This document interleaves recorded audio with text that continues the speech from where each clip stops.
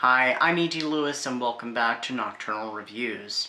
Today's review is one that I've been meaning to do for a while, but it's just that the scheduling hasn't lined up and finally it's happening. So if you are a fan of the Friday the 13th series, this review is right up your alley.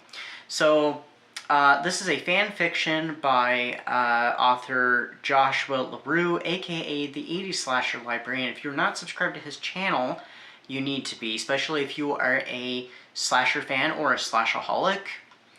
Do check out his channel. He has even a podcast as well.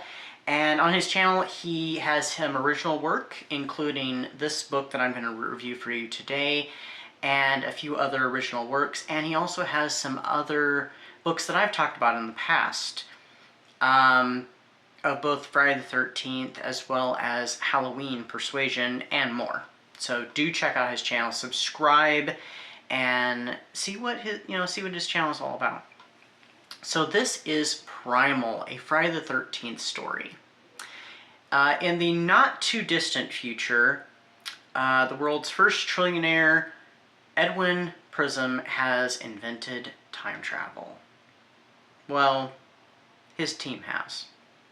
And Edwin has started to collect artifacts from throughout time. These are very specific artifacts, and I'll get back to that in a little bit. One in particular he gets is Jason Voorhees, and another little souvenir related to Jason. And he plans to show it off in an exhibit, and also to unveil his time travel technology to the world. Of course, things ultimately go wrong, and as Edwin and a group of survivors attempt to travel back in time a month prior to the disaster, more stuff goes wrong, and they end up in the Cretaceous with Jason himself. So not only will they have to contend with him, but they will have to survive the wilds of the Cretaceous period at Camp Crystal Lake. Including something called a BF Rex, which you'll have to read the book to find out all about that, as well as a family of raptors.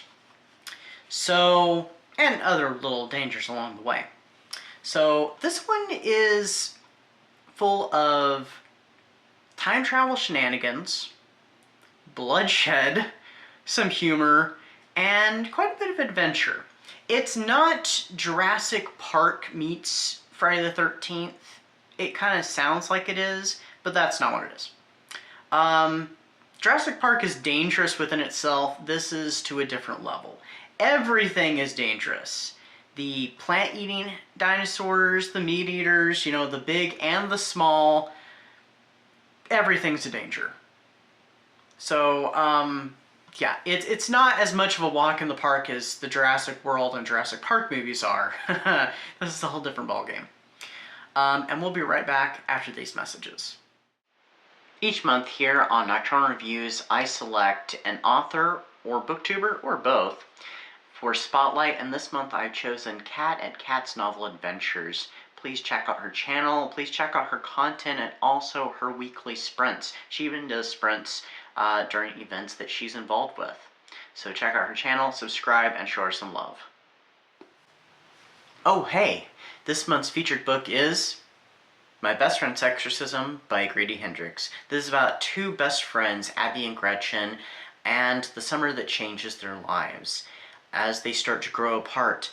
And Gretchen goes through many changes of growing up, some quite drastic, and it starts to affect everyone around them.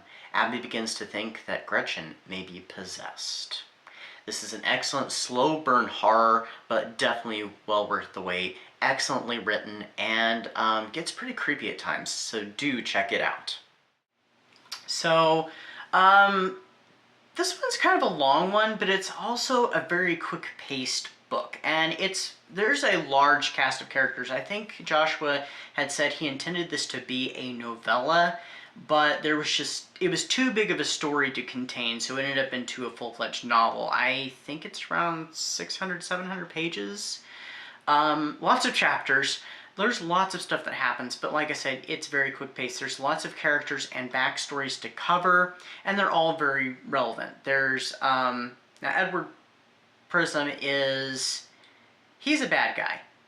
He's not a good guy. He's a terrible person, but there is, and there are some terrible people in this one, not just him, but there's a lot of, good characters, and characters that are very much innocent bystanders that just, unfortunate things happen to them.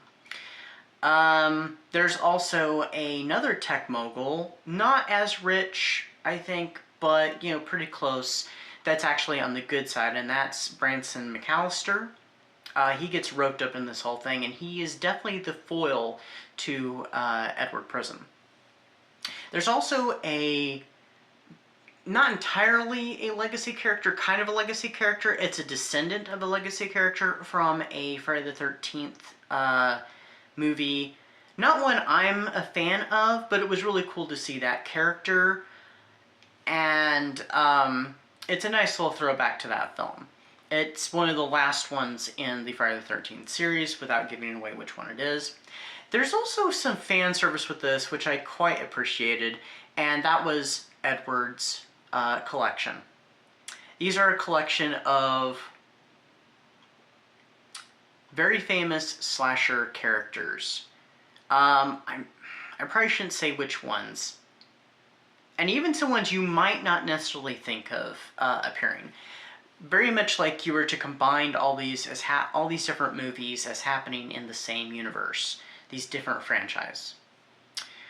And there's also a bit of a face-off between Jason and a very particular slasher that people have wanted to see throughout the years. And it's done very well and very logically. Because if you think about it, you think about how these two characters are and their methods and stuff, it's not a stretch to see how it would end, and this one plays out very nicely. So what did I rate this book? I rated it 5 stars. Excellent read. I originally listened to this when he was doing it in the episode format, when he was releasing so many chapters. I can't remember if it was like one chapter or a couple chapters. I think it was a couple chapters at a time. And then I did get sent the collection of all 3 of his novels so far, Celestial Slumbers, which is basically Freddy X, so Freddy in the future, in the distant future that is. This one, and Quarantine, which is another Friday the 13th story. I have not read Quarantine. It was at the ending of the year I went ahead and revisited the book, and I read it along with the additional material, because the book edition, compared to the original episodic readings that he put out, has some changes to it, some additional material, and an alternate ending, and it has the book has illustrations as well, which are all really cool. And it helps give you further visualization of the world that he's created with this story. The alternate ending, I'm glad, is not canon to the story. It's kind of just a nice what if. It's fun, but it's just like, oh god, I'm so glad this is terrible. This is absolutely horrible if that happened. So yeah.